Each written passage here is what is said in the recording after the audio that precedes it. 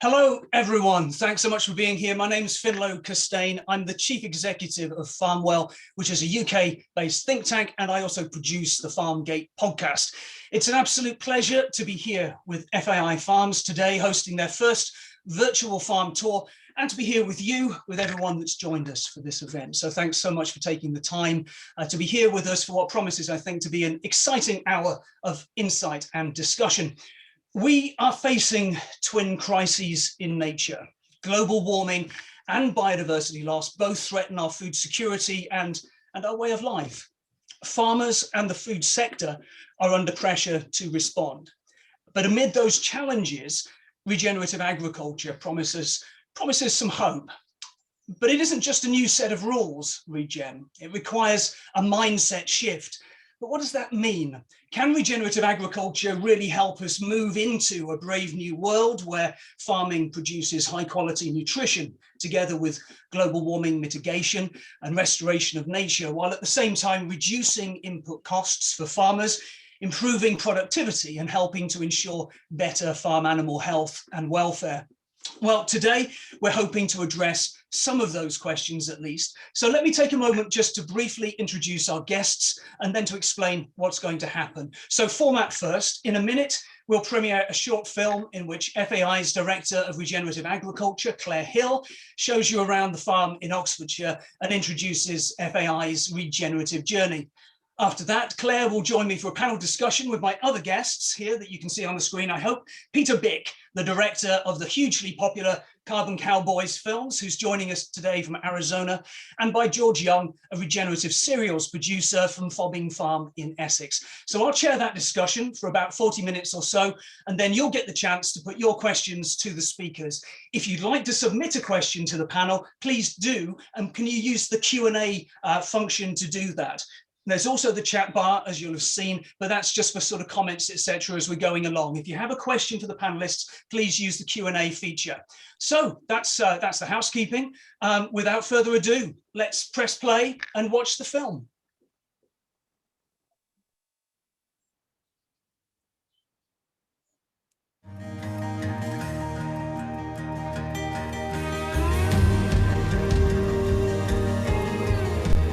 I'm Claire Hill, Regenerative Agriculture Director at FAI Farms. We're here today talking about our journey on regenerative agriculture so far.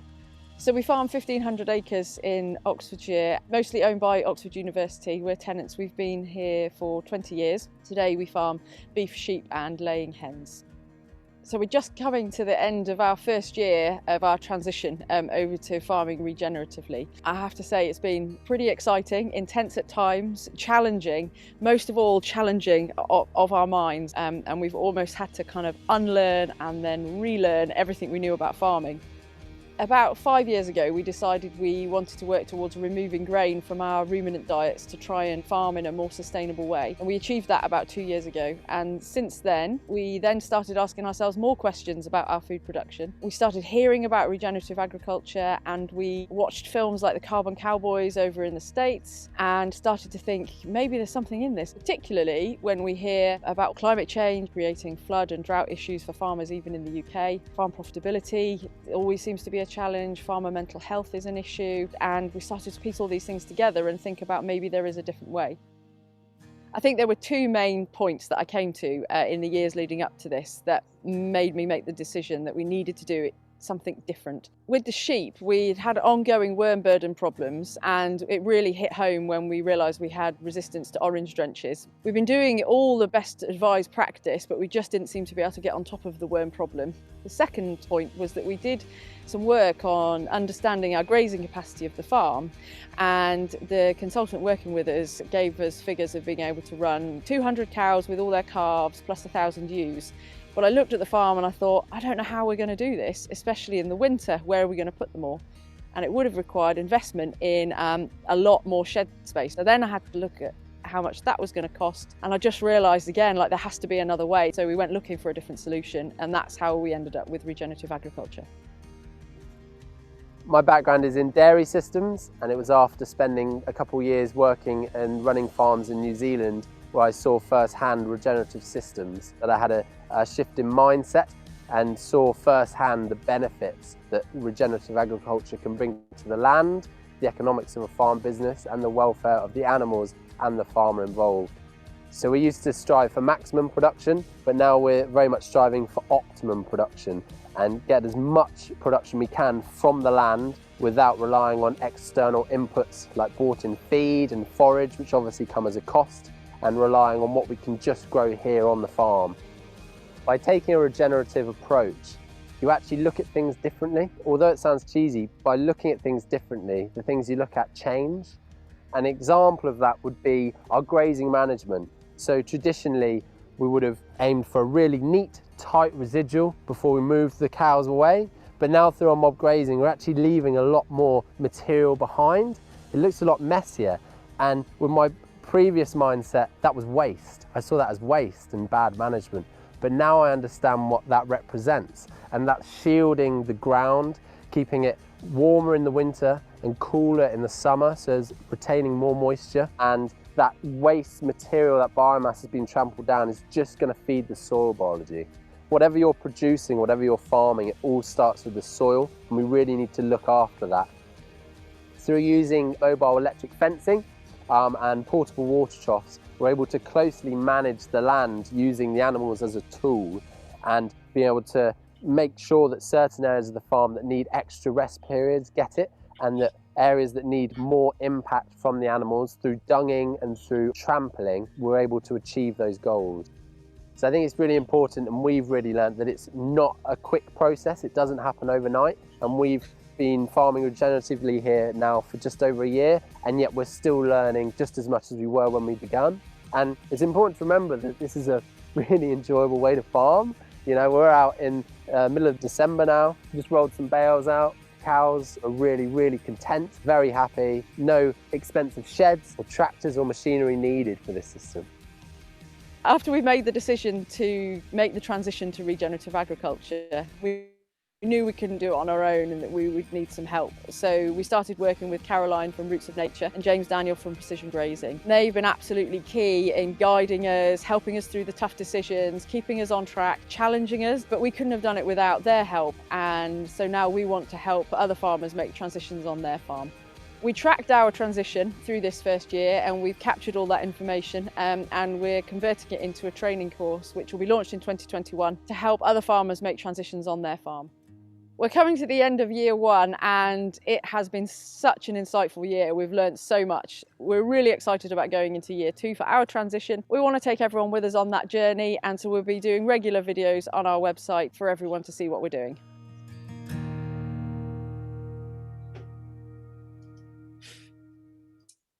Hi everyone, welcome back.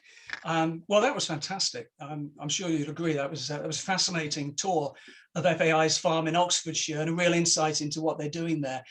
If you want to watch the film again or share it with colleagues, then my understanding is that it's now available on the FAI Farms website. So let's turn to the panel. If you could all unmute yourselves, that would probably be a good start, and we can do some brief introductions. Claire Hill, we saw you there in the film. You're a farmer and you're also Director of Regenerative Agriculture at FAI. I wonder if you could just sort of whip through the details of what you produce and who your customers are, please. Yeah, of course. Hi everyone. We produce eggs for our laying hens that you saw. We sell those directly actually through a vending machine at the end of the farm drive. Our beef we sell through OLMC, and we're an M&S Select farm.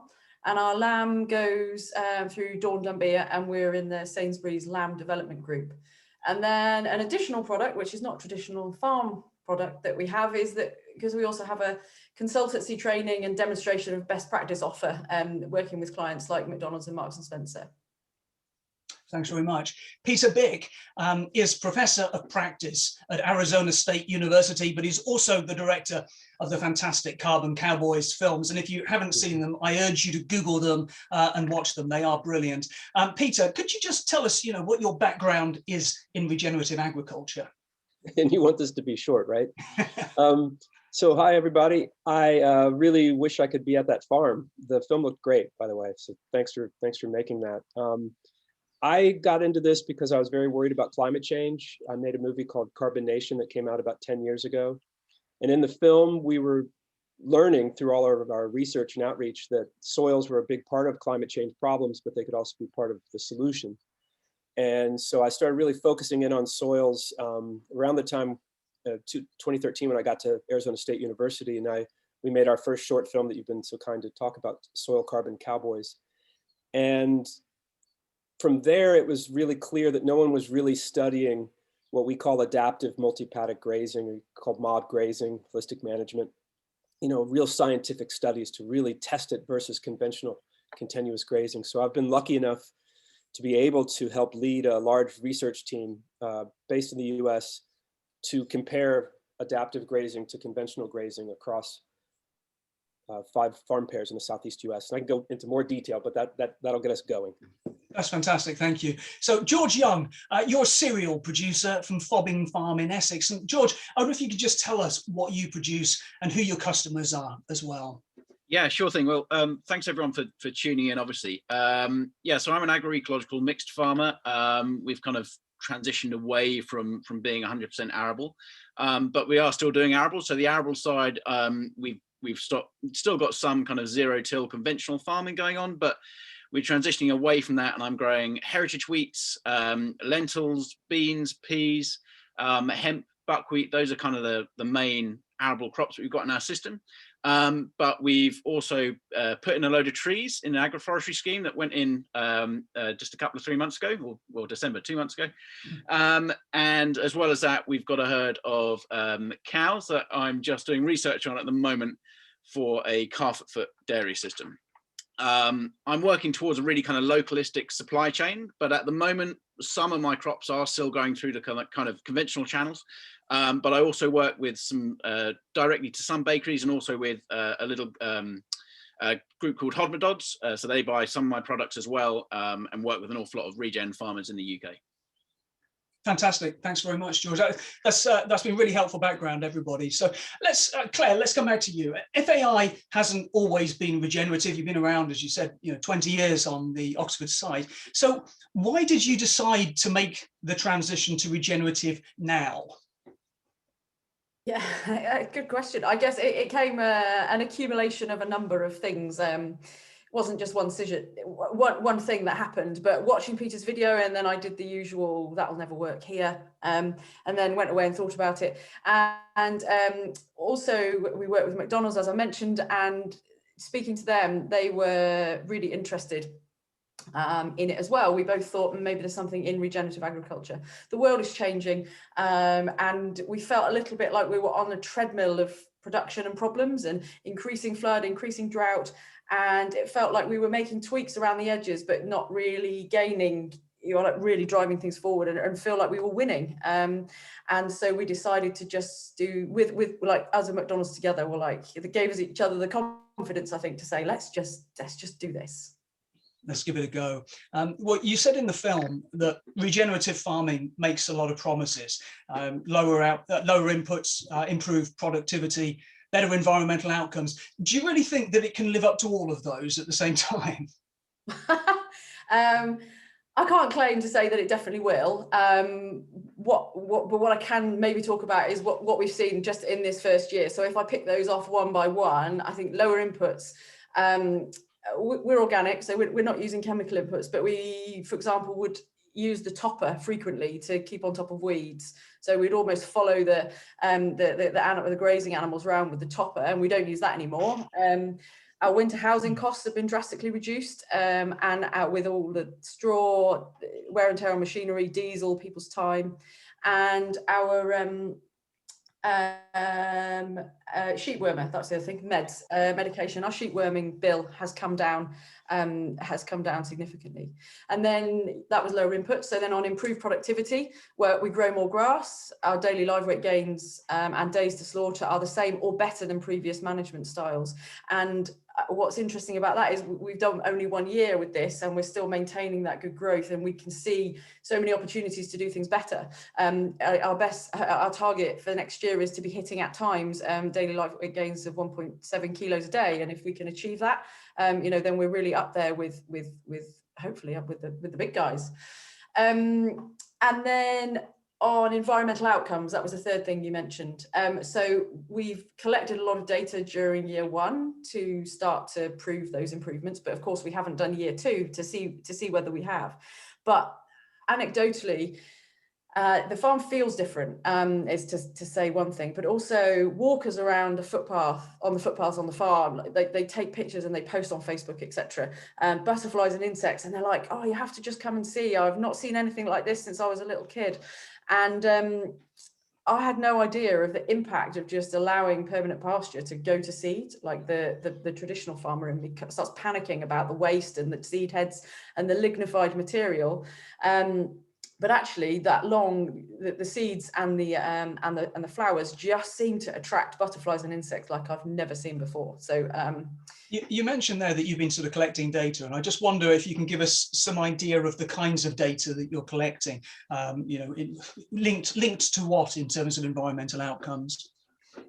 On the environmental side would be, well, lots around soil health, around biodiversity indicators, like looking at birds, monitoring bird species, because birds are at the sort of top of the food chain. So you can't have lots of variety and number of birds if you haven't got good insects, spiders, etc., a number of other things. So we're looking for those indicators because what we're trying to do is work out what are the best indicators so that other people don't have to go out and collect 60 plus measures like we are. There could be just a few things that people look for. You were talking about not needing so much of the heavy kit anymore in the film. Sort of, we saw the quad bike, we didn't see a tractor, so there must be less compaction and more sort of, decent absorption in the soil as it's getting healthier too. Yeah, we'd like to hope so. On top of the grazing management, to be encouraging that breaking up of compaction as well, and long rest periods and deep roots to break through all of that. Yeah. Fantastic. George, regenerative agriculture, I mean, we've we've done it already today. In the film, we've seen ruminant livestock, carbon cowboys, the clues in the name. When we tend to think of regenerative agriculture, we tend to think in terms of grazing livestock, but you're producing cereals regeneratively. So what are the core principles behind your approach? Well, I mean, I also do fervently believe that cows are an integral part, or ruminants are an integral part of the regenerative system, which is why we now have them. But I've been pursuing this regen approach kind of before we had the cows integrated into our arable side of the farm. And I kind of think the main thing, and it's like, I'm obviously going down an organic conversion path. So the first 20 hectares of my farm is now an organic conversion. I don't think that absolute organic is a necessity, but I do think that zero insecticides is a necessity, and reduced nitrogen and reduced kind of other synthetic inputs on the back of that. And I think you can only then go down the path of reducing those inputs and eliminating insecticides if you ensure that you have a really well interconnected farm, and ensuring that you're creating tons of places on the farm for nature to thrive and beneficials to kind of live and breed and be there when you need them. So for me, this was the reason for establishing my agroforestry. Those agroforestry belts, which are kind of in the field that I've done the trial in, are they're 6 meter belts with 36 meter cropping alleys in between. But those belts actually link to some wild margins on the edge of the field that then link themselves into a wild seam that connects the entire farm together. So this is a way to ensure that whenever I do get pest attacks or anything like that, I'm able to kind of utilize those beneficials that are living there to kind of help me out in those times. So I just think that interconnectedness is really, really critical to grow those cereals without inputs. So almost kind of trying, rather than just trying to simplify what you do down to the sort of the nth degree, it's reintroducing some level of complexity, so that when you get those pests coming in, for example, that the predators, rather than following the pests, are already there to attack them. Yes, precisely. It's just having that balance to make sure you've got enough of them and they can breed fast enough, and that you kind of don't feel too worried when you do, first of all, get that hit by a pest. Because it's surprising how resilient crops can be, and it's surprising how quickly nature can bounce back. One of the things I've heard you say in the past, which I think it's a wonderful term that I've not often heard, which is secondary harvest. When you were talking about your fruit trees, that you were going to let your trees have display more natural behaviour, grow taller and perhaps a bit stragglier, and not think in terms of harvesting all of that crop for retail or for sale or for home use, but letting it fall and the insects, and bugs, just generally the wildlife eating it, but also putting some pigs in and sort of using it as feed. Yeah, exactly. I think it's really, we're so fixated on looking singularly at what we're producing rather than seeing our farm as an overall integrated system, and understanding the fact that you can, you don't need to harvest everything by it going through our bellies, but they can be harvested in very different systems. And if we are doing something which is going to increase our life at the smallest stage, I mean, what Claire was saying is exactly right. You've got certain animals which are very visible to us, which we then know mean that all the underlying food web below that must be functioning well. Well, you have to feed all that underlying food web, and that is part of that regenerative kind of attitude to farming, where you're not taking everything, but you're taking kind of a sensible amount from the land and letting the land and the nature and wildlife on that land take what it needs as well. Lovely, thank you, Peter. Let me come to you. Carbon Cowboys is a genuinely uplifting set of films. So much of what we hear about in terms of the crisis on nature and climate change, it can be a lot of doom and gloom, but it's genuinely uplifting set of films, presenting soil as a big picture solution to some of the challenges that we face. Now, we can watch your films and feel inspired, but what inspired you to make them in the first place? Looking for solutions to climate change, and I've been reading I'm sorry to jump off script a little bit, but I just was reading the Q&As, and for Anthony Pope, check out our film that we made in Devon and Cornwall called Time Will Tell. The series is at carboncowboys.org. Anthony's talking about in Devon, they're unable to winter stock outside, so he still has costs for that. And I would suggest looking at the farmers that we're working with down there, Martin Howard and Ben Meads over in Cornwall, and see if they haven't figured that solution out, because that's what we're finding is folks are finding lots of solutions. And so we were able to film these folks making these films. I mean, I'm just sitting here smiling to listen to Claire and to listen to George, because every story they've just said, I've seen in every ecosystem I've ever been in. And so many people say it won't work here. It won't work where I live, but yeah, maybe it works in Mississippi or Saskatchewan or in Devon, but it won't work here. And one of my biggest inspirations in this field is Alan Williams.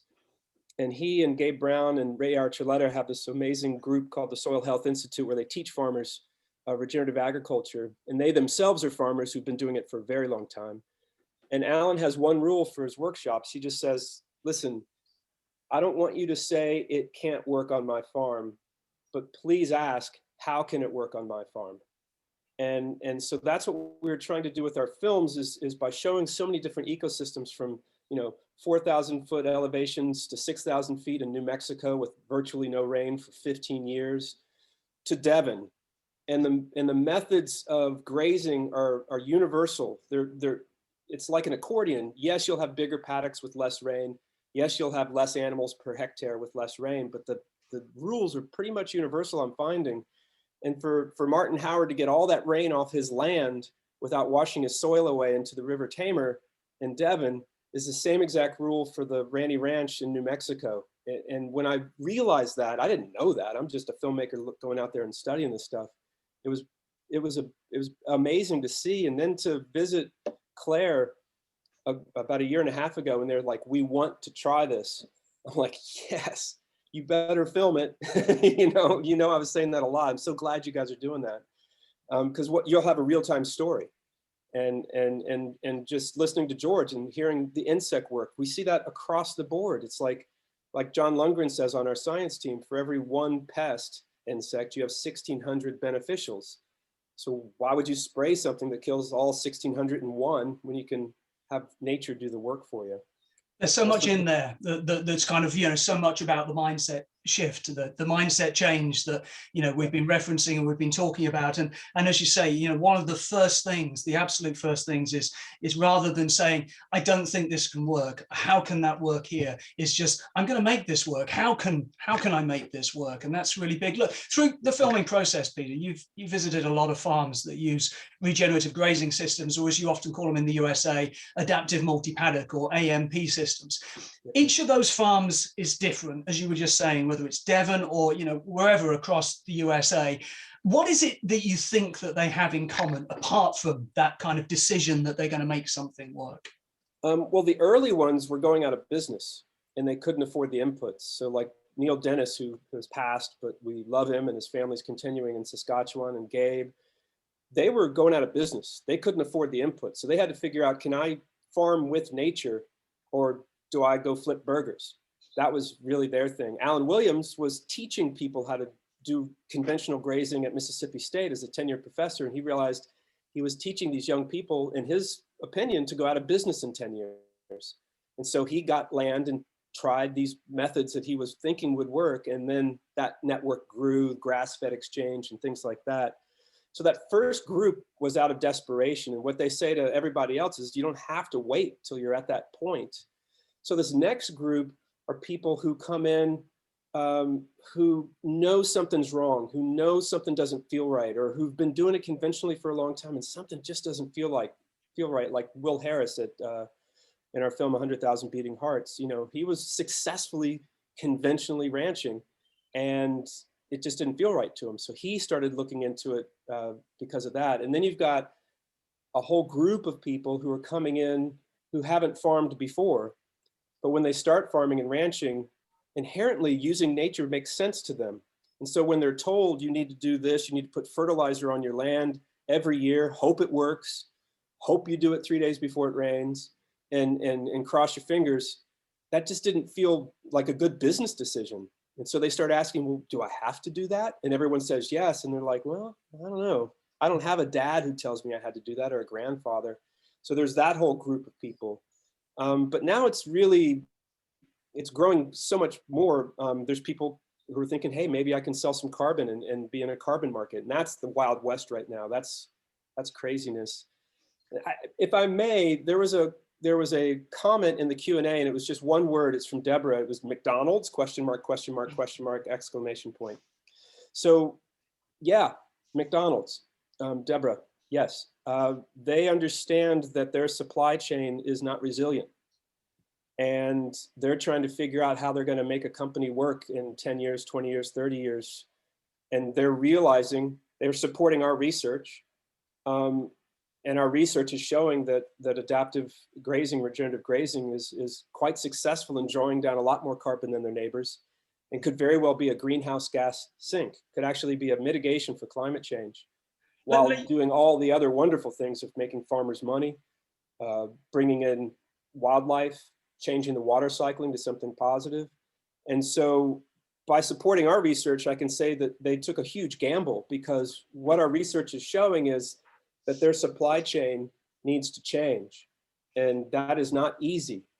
But I can tell you the people I'm working with at McDonald's are excited by the fact that they can use their scale to make a change. Now, I'm not a shill for McDonald's. I don't get paid by McDonald's, none of that stuff. It's just, they were brave enough to help fund our research, and our research is showing that this work that George is doing, that Claire started, is actually really good for society, especially rural economies. I know in the US, rural economies are in serious danger.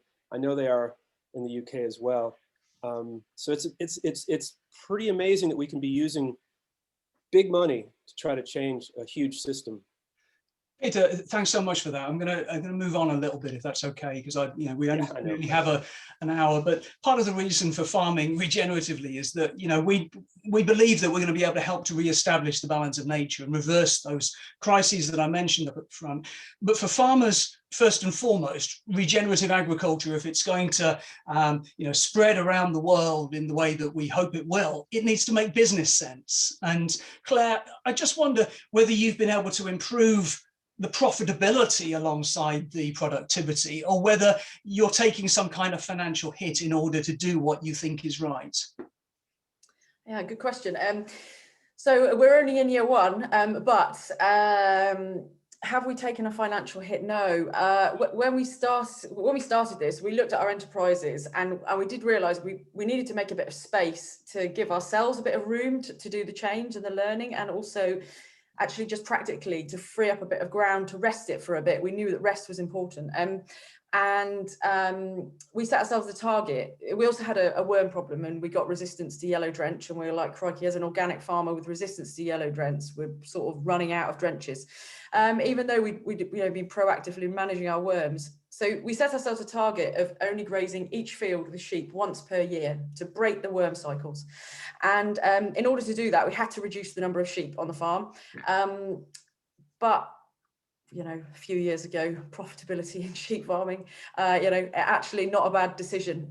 We cut the sheep numbers back. So our yield has gone down, yes, but our margin has improved because our costs have reduced by more than 50%, or so the amount that, we reduced the sheep flock by. And so is it taking a financial hit? We've had to spend a bit on maybe some more fencing and a bit of water infrastructure, but we were going to put up a shed. So what we've spent is small compared to what we would have needed to. And right now I guess the other thing is to think about income a bit differently, in that we've got basic payment scheme as we stand at the moment, and we were losing money on sheep. So actually getting rid of some of the sheep has made more financial sense. And thinking about how can we make more money in the future? Well, mentioning about public goods, carbon lockdown, flood prevention, ELMS is coming up, or selling the carbon capital on our farm, then this stuff, actually getting rid of some of the sheep has made total financial sense. So I would say we haven't had to, you know, take like a big hit. Often that comes into the sort of land sparing and sharing debate, doesn't it? But because we're bringing in this across the whole farm, we get the biodiversity benefits across the whole farm and the productivity benefits across the whole farm.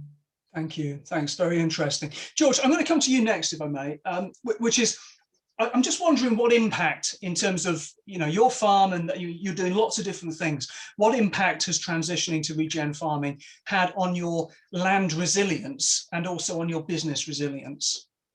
Well, certainly from a kind of land resilience basis, putting in the herbal lays has made a huge difference to kind of what that land is like. There's also a really nice little side product whereby when you're actually walking over your farm and looking at them, really different to driving over them with a boom sprayer or with a seed drill, you kind of see your land in a different light. But I'd really focus on business resilience, actually, because the one thing that is not resilient is growing 3 crops that are all harvestable within, you know, a 3 to 6 week window. That is the antithesis of resilience. Resilience is about having different types of crops that kind of grow in different environments, better or worse. So you're not trying to maximize every single crop every year. You know that certain enterprises will be up and other enterprises will be down. But that's not an issue, because overall you're going to make sure that your cash flow then remains a lot steadier. And that is exactly what I'm trying to build my entire system to be, which is hence the introduction of the trees, hence the introduction of the beef and the dairy enterprise that's coming, alongside all the varied kind of arable enterprises that I have as well. So your farm, before you took it over, I think nearly 8 years ago now. It was a fairly conventional arable farm, growing cereals at that time. Do you think that nowadays, because of the work that you've been doing, you're in a better position now to face the extreme weather that we already have and the extreme weather that's coming, in terms of longer periods of intense heat, heavier rain, and flooding? I would say I'm at the beginning of having a better ability to cope with that, most definitely, yes. As I say, like the increased enterprises really massively help, but really nice simple example in terms of increased heat. I mean, it's not uncommon now for us to get 25+ degree days where we are in East Anglia in sort of April and in May. And those are really peak times for when your cereal plants are meant to be photosynthesizing. But if you go above those temperatures, those plants turn off their photosynthesizing and they're no longer building yield in the plant. But if you grow those plants in alleys between trees, those trees will actually mitigate that temperature down and enable those plants to carry on photosynthesizing. So that, again, you're kind of utilizing different natural systems to make your overall farm system work that much better. Thank you. Thank you.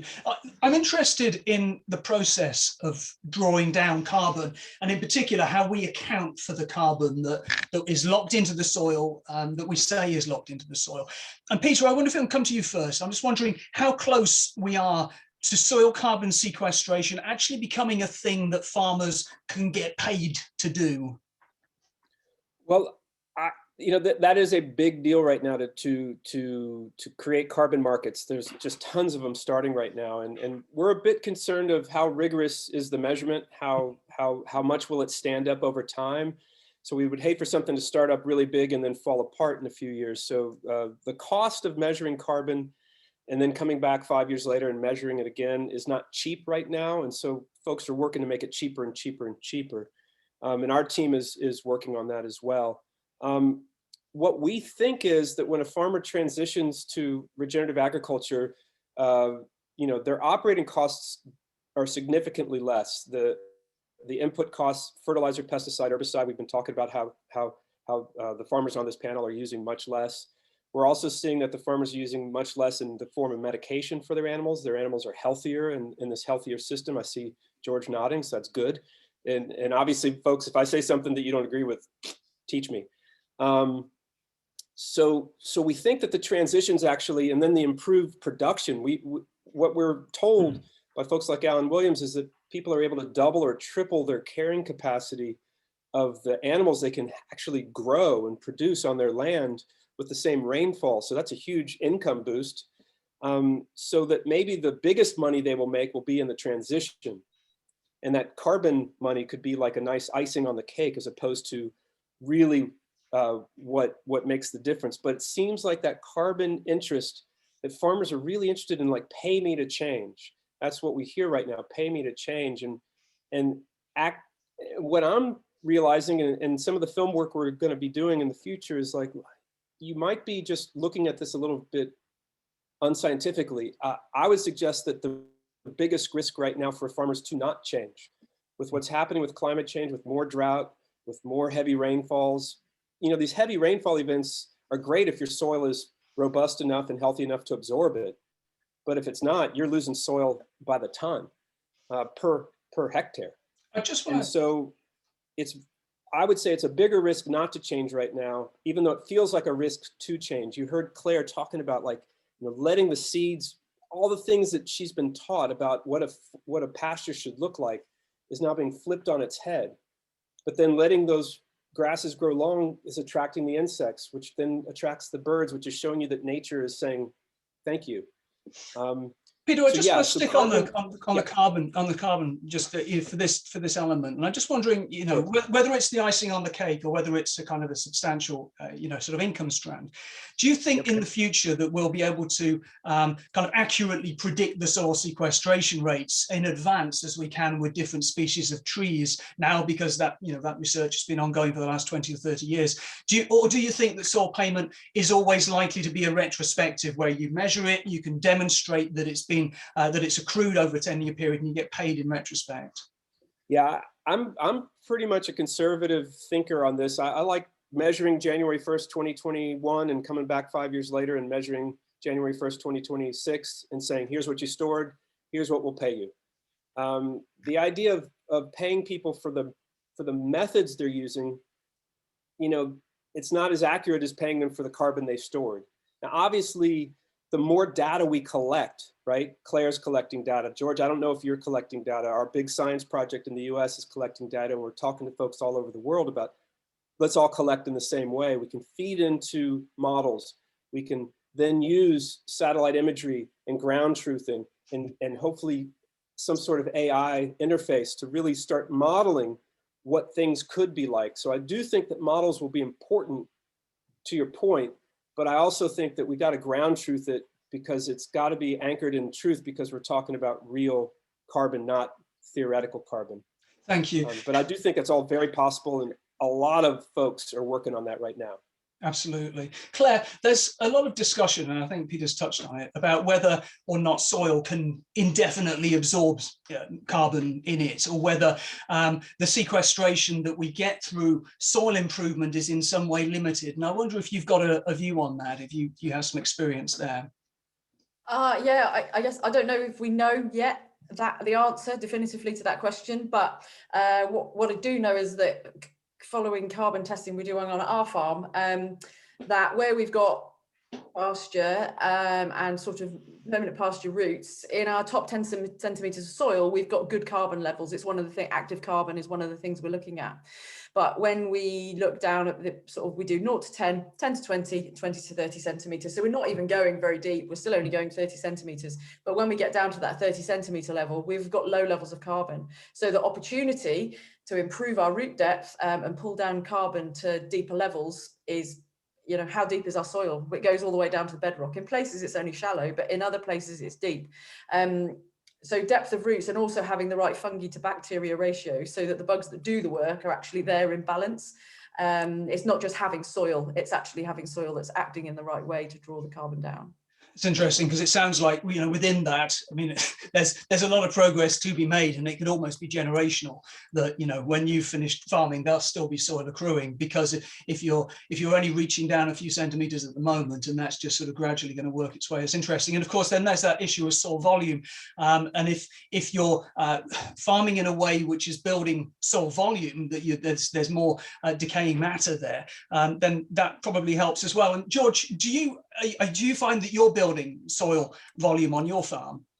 I mean, again, I'd like to hope so. I'm doing all the things I think that people think you should be doing to build your soil, and certainly I'm seeing kind of, I'm not testing as much as I'd like, because a lot of these tests are quite expensive, and I haven't got funding to do it. But I do simple things like kind of, you know, going out with my knife and digging up bits of soil in various places, and you can see how much the life is returning to that soil versus what it was before. And I think if you're building that life in there, the life itself is obviously carbon based. We have to be sequestering carbon, building soil in that way if we've got more life coming into it. Thank you. Now, I'm aware that it's 6:15, and I'd like to try and have at least, you know, kind of 10 minutes or so at the end. If we go slightly over 30:30, I'm not going to complain, but only slightly. So let's just, with a couple of sort of final issues that I want to touch on. The first, George, is that the pandemic has focused people's minds once again around food security, but perhaps in a slightly different way to historically. And, you know, I'm sure that we'd all agree that regen agriculture has benefits for farmers and it has benefits for nature. But I wonder if you think that regen food production can replace volume food production and still feed a world of 9 billion citizens.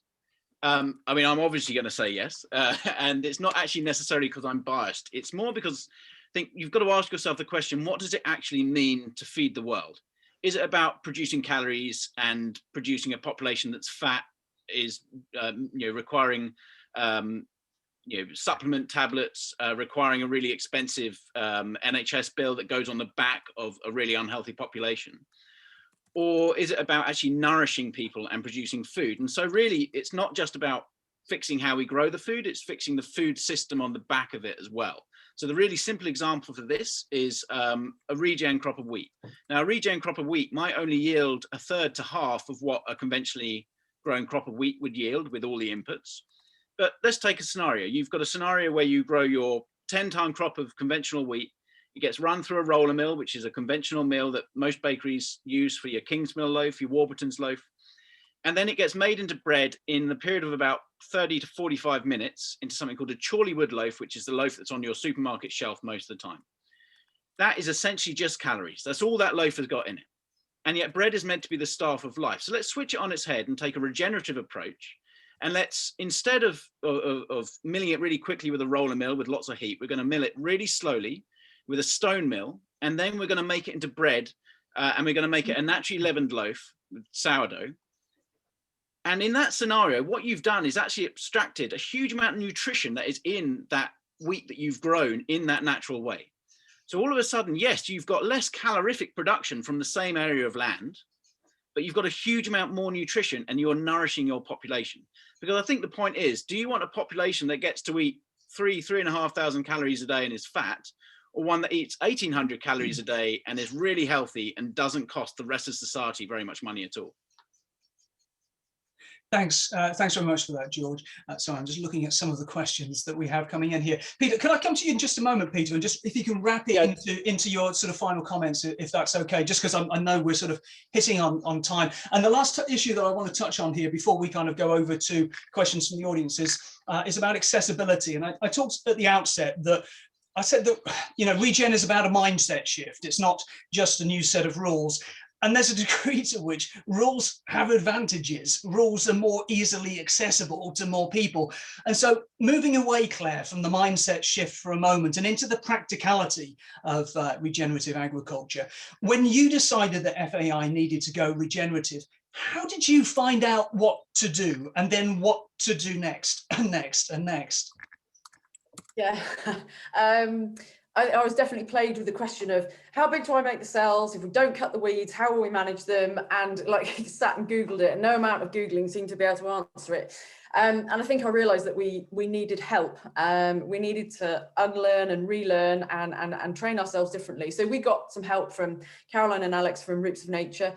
We also, James Daniel at Precision Grazing helped us with some practical implementation. And we also went through the Savory Institute Ecological Outcome Verification. And it's taught us how to view our soil and land differently. We also, though, just started with some kind of basic stuff around looking at our soil, a bit like George says. We use Soil Mentor. It's quite useful information about what samples to do, how to do them, and just start to look at things a bit differently. And that was it, really. Once we did that, we started reading more and learning more and asking more questions. And luckily, we had the training from Caroline and Alex to help us. And that's, I guess, why I mentioned in the video about why we're going to create some training from everything we've learned, because it was, not everybody can have a Caroline and Alex to come and help them on their farm. So we want to amalgamate everything and make it accessible for everybody. Thank you, Peter. I'm just going to come to you before we go to the audience, and you know, on time, let's just try and keep it down to a minute or two if we can. And I'm just wondering, from your experience, I don't want to, you know, stint your style, but from your experience talking to regenerative farmers, as you have done in so many different places, I wonder what you think the most important first steps are. Well, understanding profit per acre versus yield per acre, I think would be a pretty interesting question to ask farmers. I think where George was just going, where I thought he was going as well, was, you know, is he making more money per acre? Is he yielding more food per acre? And how nutrient dense is that food? I think soil health is the goal, and then understanding what that gives to the farmer. I mean, just understanding that your healthier soil will let you have higher effective rainfall. How much of that rainfall is actually going to soak into your system? Understanding that you could be having a happier life and get yourself out of debt. You know, those are the things I just hear so consistently. I got myself out of debt by focusing on soil health and by allowing my fields to go to a natural state and not look like a golf course. You know, that's a hard thing for a lot of folks. If you're raised and all your neighbors are looking at your pasture and it doesn't look like a golf course. I know Oxford University was actually saying, "Hey, what's up to Claire? What are you guys doing?" But then you described it to him and the guy was like, "That makes a lot of sense. Thank you." But what I do know is that the neighbors next door to George and Claire, I bet a lot of money, they're watching. And when they see the animals looking so healthy, when they see the fields looking so different, they're wondering what's going on. And if it's like the folks we're studying in the States, they're too polite to ask. And if Claire and George are like the farmers in the US that we're studying, they might be too polite to tell them. And so what we're finding in our filming, in our research, is let's try to open up that conversation. So it's not Claire tooting her own horn or George saying, "Look how great I am," which is not what they want to do, I would bet. It would be like, "Hey, this is what we're doing. Are you interested?" And they probably are. And that's something we didn't expect, but we found that in our research. They are interested. The conventional farmers are absolutely curious. Thank you, Peter. Thanks very much. Well, look, I think we need to stop there with the discussion. Thank you, all three of you, for that. We got 10 minutes or so. We started a couple of minutes late, so I'll go over a couple of minutes. I've been WhatsApped with just kind of almost constantly throughout the last 40 minutes or so with questions here, and I'm sorry, we're not going to be able to get through all of them. There was a question from James Delmar about profitability compared to conventional. I think to a degree you've kind of touched on that, Peter, in the last answer that you gave, that it's sort of about, you know, moving from thinking about yield and starting to look at profit instead, profit in the business. And George, you've talked about that a bit as well. If anybody has anything further to say on that in a moment when I come to you, please do. There's also a question around, why we use the label regenerative over agroecology. That's an issue that we've touched on a lot in the podcast, in the Farmgate podcast. Recently, we've been doing a series with the Soil Association and the Food Farming and Countryside Commission, and I urge you to go and have a listen to those, because again, they're quite big questions, and people like George and many other farmers have sort of talked in there about what they think the difference is. And again, guys, if you want to pick up on that, please do. I have a particular question from Adam Lockyer for Claire. It says, what are your thoughts on providing more shelter and tree cover within the grazing cells? And I guess to an extent, there's an element of animal welfare within that as well. It's a really hot day. You're in a paddock in the middle of a field. There's no shelter. What about that? Yeah, absolutely. We've over the last 80 years or whatever, we personally haven't taken down trees, but farmland has evolved to be like it is, and you saw from our drone footage what that looked like. 100% agree, and we'll start hopefully with plans to start our first planting of more trees. We're currently in HLS, and actually weirdly restricts us on quite a bit of tree planting, but we come out of that at the end of March. So I couldn't agree more. The way that we deal with that right now, because we don't, as you know, you can see have trees all over, is we plan our grazing, and we have backup. So although we're working to a grazing plan and working through the cells, if we have a hot or a snowy, etc. day, we'll move the animals accordingly to give them the shelter they need. But yeah, trees are absolutely part of it. And so obviously when we think about mob grazing in the UK, we touched on this with Johnny Balfour, I think, up in Fife in the last podcast, that at the moment we see a lot of electric fences being used, but there's no reason, once people have worked out their paddocks, there's no reason why it has to continue being electric fences. And so potentially there could be more permanent fencing with tree belts put in the future. Is that fair? Yeah, Peter's shaking his head no. No, it's not. Okay, Peter, tell me. I would say of adaptive, the key that it needs to adapt and change depending on the conditions, the year, the animals. Right.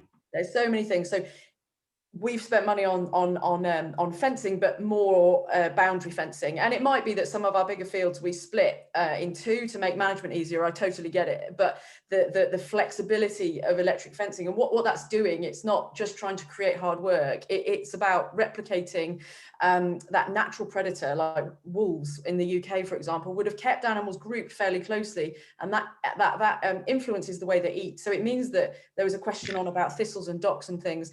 Our animals eat the thistles and docks, and even the ragwort. They don't eat a lot of it, and they're only in that field for a short period of time, but that's how they either trample or they eat them, and that's how the weeds go away, and we don't need to top anymore. Adaptive being the word. Peter, you had a comment on that, I think. No, Claire just answered it. Just nature loves things changing all the time, and as soon as you get prescriptive, you kind of kill the goose that lays the golden egg. You just need to keep changing. Thank you. Thank you. Question from Vanessa King for George. So George, you mentioned that there is a community of regen farmers out there in the UK. Do you get a sense of how many of those farmers have transitioned from conventional cereal farms like you have? And do you see this as a trend increasing? And certainly I'm aware of a lot, within the ruminant sector, I'm aware of a lot of farms, a lot fewer in the cereal sector. What do you think? Yeah, I think that there are quite a lot of people transitioning. I mean, the first case in point, if people don't know him, Fred Price, Scotlandly farmer, is well worth checking out. He's actually transitioned from 100% cereals to cereals and pigs, so not necessarily ruminants, and those are kind of outdoor grazed pigs. So there are lots of different systems like that possible.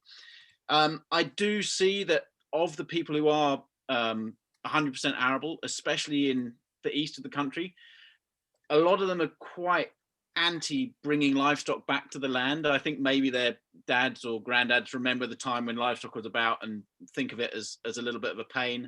And I hear loads of stuff of people saying they can't graze livestock because they're next to roads, even though you drive around the M25 and you see cows. So I think there's a lot of people holding up, stopping that. And what I would like to see happen is not necessarily for those farmers who are making amazing changes, to relinquish a little bit of their hold on their farm and bring enterprises onto their farm in a rotational capacity, such that they can put kind of long-term lays into their serial system and get someone else to run their cows across it, or their sheep across it, or pigs, or whatever else. Thank you. I'm going to take two more questions, and then we'll wrap it up. And what we'll try and do is, because there are more questions here, we'll try and capture them. And if we know who they come from, then we'll try and get in touch if they're questions that we feel that we can answer. There's a question here from Tracy Jones at Compassion and World Farming. Question for Claire. Has there been an impact on the welfare outcomes of the cattle by outwintering? Has this diminished, I guess, is the sort of key question. And what have you had to do differently within the animal management to make sure that there are good welfare outcomes?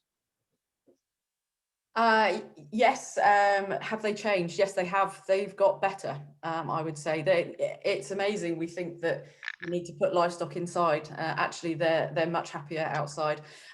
Snow, wind, everything else. It would only be where we have to make adjustments to protect them from the worst of the weather, but that tends to be on the heat side of things rather than the winter.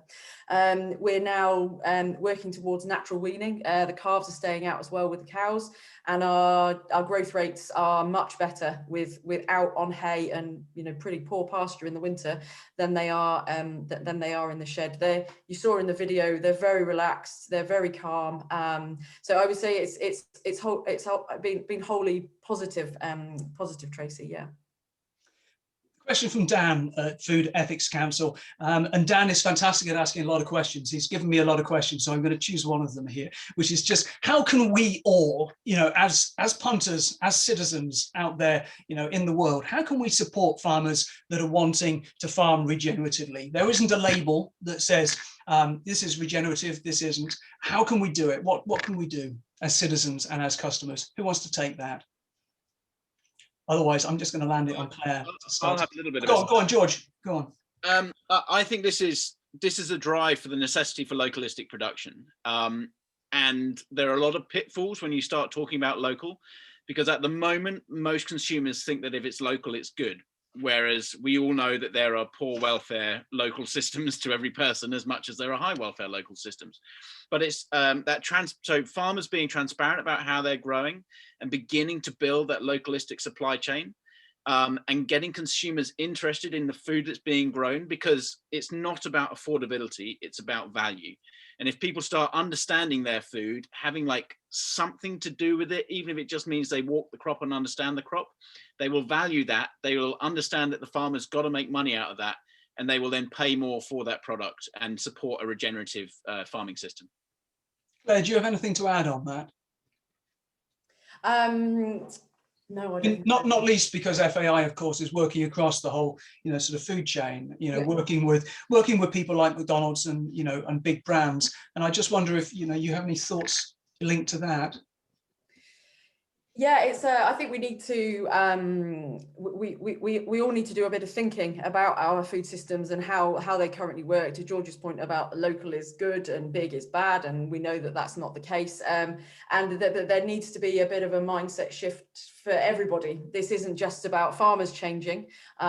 Citizens are, well, they're changing as well. COVID has taught all of us a lot about the fragility of everything that we're dealing with, but most pertinently our food supply chains. So I think this is about all of us making a little bit of change, whether it's about buying something, producing it where we work, as businesses. What does a regenerative business look like? And that's something I think we're really interested in exploring next. Certainly something that I've become aware of, thank you for that, is that a lot of brands have started talking about regenerative agriculture. I think that there's been a real increase in the volume, the kind of blogs, the use of the language. But I think that there is still quite a long way to go in terms of building up that understanding and understanding what it actually means at a ground level for individual product areas and for individual farmers. And so it's great that this conversation's happening. It's great that there's an increasing level of commitment. It's just there's more practical understanding that's needed. And hopefully, this podcast has assisted a little bit with that, and the work that FAI is doing in the future will help more. Peter, I'm just wondering if you have any final burning thoughts before I do a wrap up. I've just been, thank you, Finlo. I've just been going through the Q&A, and there's just so many questions that are really, really good. I was just wondering, do you all have the facility to answer these questions post? We're going to try. Claire, you got about 2 hours of work looking at you. I would just say that what I'm hearing in general is, how do we organize? How do we get more people doing it? How do all the different people who are doing it communicate? And those are all really important pieces to the puzzle that I think I would hope everybody on this panel would be working towards. Certainly the farmers I know in the UK would love to be talking about their work with other people. For so long, they've sort of felt like they were on their own. And it'd be nice to be heard because they've got some great stories. We're certainly working on that ourselves. We've done more work in the US, but I was just saying to Claire sometime this week, I think, to other folks actually, that we would love to get more busy in the UK as well. There's all sorts of opportunities. We've just had an administration change in the US, and the USDA, our US Department of Agriculture, there's a whole lot of people there that get this. Yeah. And so we might be able to see some really cool change at scale in the US. Time will tell, there's always talk is cheap, but we have a little sliver of hope going right now. And so, as we move forward, we want to help everyone else on the communication side, connection side, and things like that. So, carboncowboys.org is our pivot. So come join us. Thank you. Thanks. Well, that's it, everybody. That's all we have time for. It's been an absolutely fascinating hour, and I'm sure that I speak for everybody listening when I say that the knowledge and the candor as well of our panelists has just been, it's been compelling and just so interesting. And fantastic also to get the chance to have a look around the FAI farm in Oxford, even in these times of global pandemic. So thank you, Claire and the team, for making that excellent short film. So I want to thank today's panelists, Claire Hill, Director of Regenerative Agriculture at FAI Farms, Peter Bick from the Director of Carbon Cowboys, and George Young from Fobbing Farm in Essex. I'd also like to thank the staff working behind the scenes who made the farm tour event happen. And finally, thank you to everybody who's made the time to come and be here with us this evening. If you want to find out more about regenerative agriculture, please stay in touch with FAI Farms and listen to the Farmgate podcast, which you can find at faifarms.com/podcasts, or whichever channel you use to get your podcasts from. I've been Finlo Costain. Bye for now. Thank you.